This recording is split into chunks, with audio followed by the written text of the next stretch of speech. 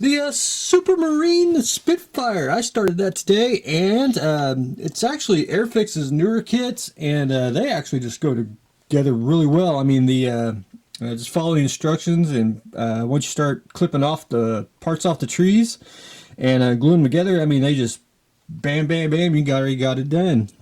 So I did get most of the cockpit here all assembled.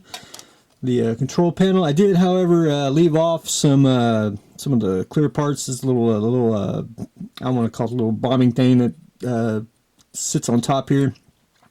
I'll put that on last once I get everything painted up. But anyway, the cockpit's in. I don't know why they did it. The instructions, they have it going on one side and then going on the other side of the fuselage. I don't know why, but you know, just kind of weird.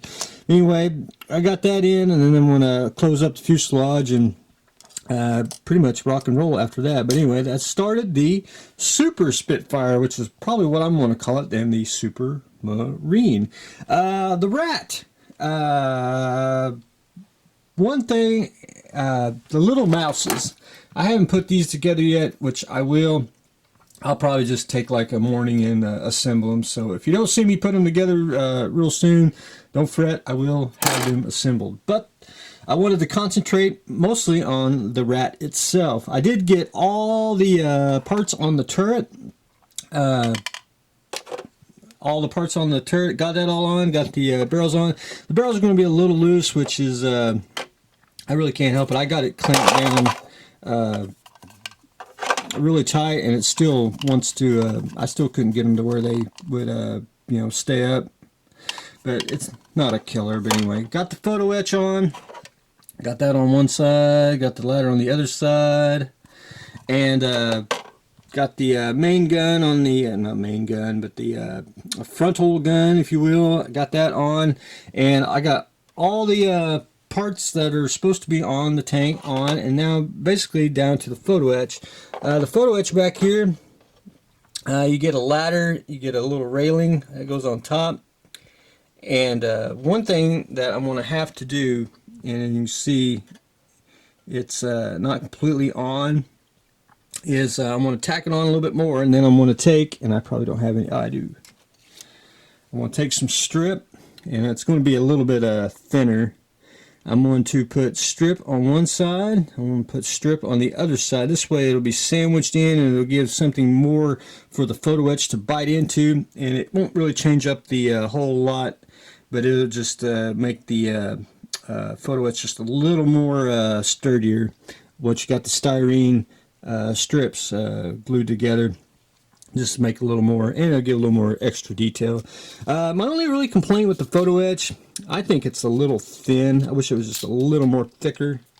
But that's just anything on railing in general. But anyway, that's pretty much where I stand on it. And we're going to paint it this color. So it's going to be real close. I mean, I'll get camouflage on it real close, but it'll probably be a little, just a little different, just to keep everything simple. But I got to go track down, see what the MIG colors are here in either Tamiya or Vallejo, whatever I got, because should be fairly simple. But I haven't jumped that far yet. So anyway, we'll once we get the photo etch on, we'll I'll probably get it all in primer, and then we'll start probably painting next week, and should be fun. The Kettenkrad. This is a kit of the 70s, and I'll say this: there's not really no locator pins. There is, but there isn't. And locator pins on models are either it's a good and a bad thing. Sometimes you wish kits had locator pins because you know, ease. Sometimes you wish kits didn't have locator pins because it's just easier to put it together without it. But anyway, I did get the there's these two parts here. I did get them on. I really don't know exactly how far they're supposed to go up, but I did tack them in there. I'm pretty sure that's about how it's supposed to be. This part goes in there. I did get the front of the Kettenkrad on. It don't really want to fit like right there. Even if I it does have a locator pin. Even if I whacked that off, it still really wouldn't fit flush. There's a sink mark there, which I got to fill in with a little bit of putty. I'm probably not going to put any putty there. I think what I want to do is I'll just take some epoxy sculpt and fix that on either side. Hopefully, I think there's some other stuff that'll probably hide all that, but I ain't got that far yet, so we'll jump that bridge once we get there. Plus, I want to get most of it assembled so I can do any filler and sanding all at one time. But I did go ahead and put the one of the idler wheels on. Not too bad. Very little cleanup on the wheels itself, and so that's that was a plus. But anyway, I just got to go in and it's a product of the set. Plus, it's an old SE kit, so they got a lot of arrows going this way, that way, and you just got to test fit, make damn sure it fits. But anyway, not too bad, but slowly, we are taking shape. What else? The Viper. That's a Monday deal. What I did, and I probably don't know if I could be repeating myself. I did take some tulip and filled in some gaps. That's pretty much all I'm gonna do. I'm gonna let paint take care of it. Any other imperfections, if there's any. Right now, what I'm down to is I got everything sanded, and I'm down to I want to shoot some primer on it, and I got to glue the top wing on like so. And that should be the next time you see it will be in primer and with the wing on. And then I got to take pictures. Of course, that's the only thing really basically. So that and write an article. I need a secretary for that. The 71 Roadrunner. So I started it and basically got the I want to say not main body, but the lower body. I got the axles on, the exhaust, and that's pretty much it. It's basically going to be this green color. Best way to explain it. And I got to go track down the paint, so that's basically going to be the longest part, is me getting the paint in, getting the model prepped up, ready to paint, and then we can start doing all the detail stuff. That's the painting part. But I'm going to cheat on this model just a little bit. I'm going to use the motor that that was sent to me. It was already built. It's actually done extremely well, so I'm going to go ahead and I'm just going to put it in the kit. I'm going to probably do is I'll shoot some matte on it, and just to keep this, just knock down the sheen just a little bit, just to make it look more realistic. And I got to go find an alternator for this kit. I got to go out in the shed and go find one, because I don't know what I was doing. I went like this and touched it, and there it went, and it fell somewhere down in the abyss of missing parts. So I got to go get an alternator for this, so that's no big deal. So I'll fix that up in a day or two, probably tomorrow, since I got to go find, since we'll probably do a shed update. I'm also going to use the interior that was sent to me. This is actually done extremely well too. I mean, all the paints there, everything. I'm going to take a matte medium and airbrush it.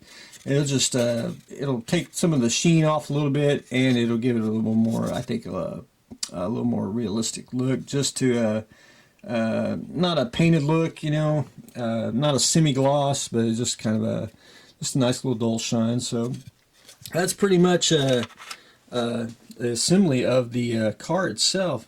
This kit didn't have any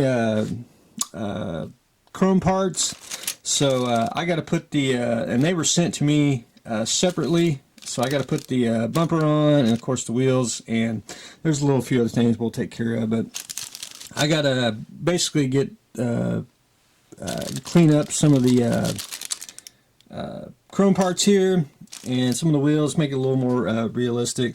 And then once I get the paint for the body, which will hopefully be very soon, I'll take some flat black and or a NATO black, and I'll probably airbrush. I'm going to get rid of the plastic black look here and give it a more of a tone black, if that makes sense, just to give it. And I will do a little bit of weathering. It won't be much. It'll be just a little bit of dirt, not dirt, but a little bit of dust, just to highlight, some of the undercarriage, which you're not going to see it, but it will be there. Decal car. Let's see. the lights will be a little helpful on here. I got most of the decals on the top here. Got the names on the sides.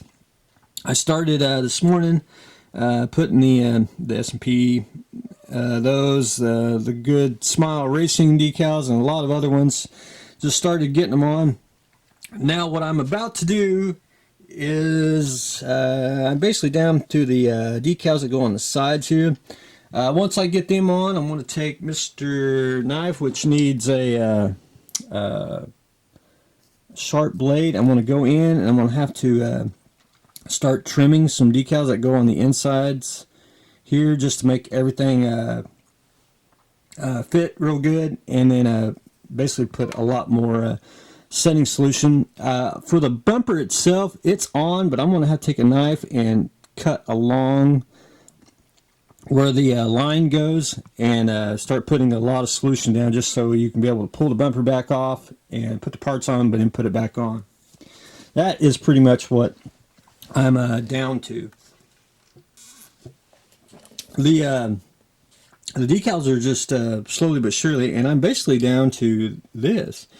A little bit for the tail, and I'm almost finished with this sheet, which I'm going to have to go and into the kit and get the decal, or excuse me, the instruction sheet, so I can finish putting the rest of the decals on, because I don't know what parts that go on the kit. I know like these go on the windshield, and you know, but there's some other ones which I assume is on the decal sheet itself. If you notice the stand, I actually bought a Tamiya spray workstation. I think I should have bought this years ago. I love this thing. You actually get two stands. It's actually a Lazy Susan. Basically, that's to hold, like, you know, the bodies.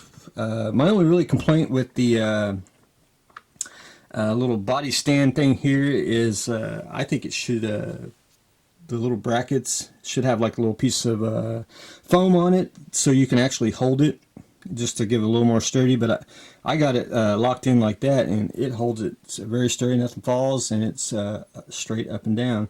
You do get clips, if you notice. Holds you know, figures. You can actually take these off, little slots.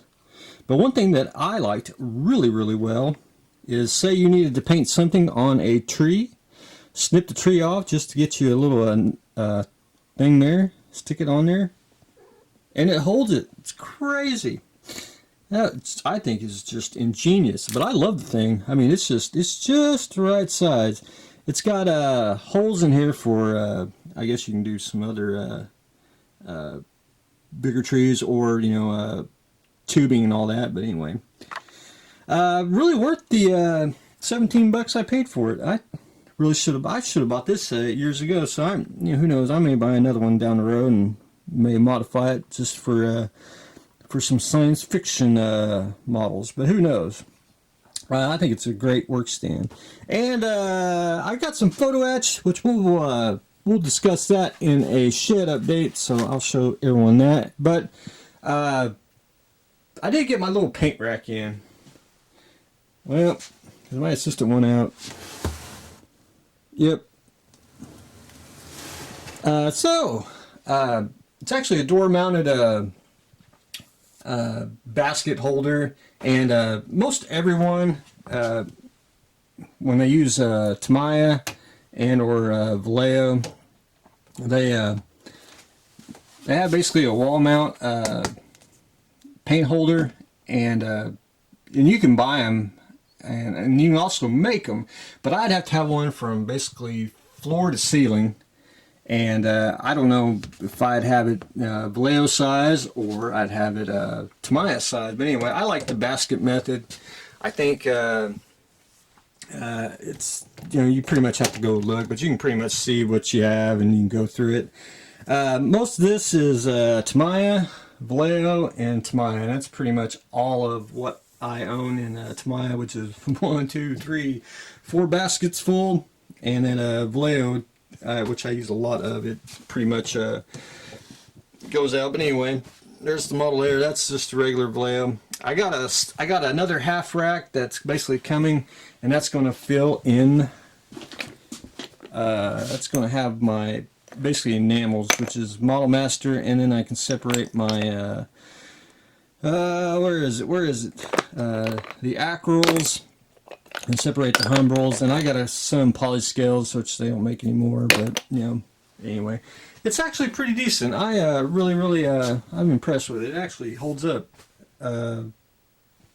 pretty well, and it's all handy and behind the door. My only complaint is you got to get a step stool for the top basket up here, which, you know, it is what it is. But anyway, I can, if I ever get another wad of paint again, I can go, you know, too deep stacking it, which is a little harassing, but you know, you can but you know, you can store more paint. Really, that's pretty much it. So probably the first time you know, seen someone used a wall mount to hold paint. But anyway, that's what I've got going on today. Doing a little more paint, which I need to probably do a little more sorting on it, but I'll be done with it. We continue on with the decal car. We are starting the 71 Roadrunner, starting the Super Spitfire, and we're starting to add the photo etch to the Ratte, and of course the Cat and Crad is taking shape. So that's what I got going on today. We're going to have a shed update, so I'll do some photo etch little review, tell you where you can get that, and we'll show you what that is, and we'll probably talk about some more models. So stay tuned for the next exciting episode.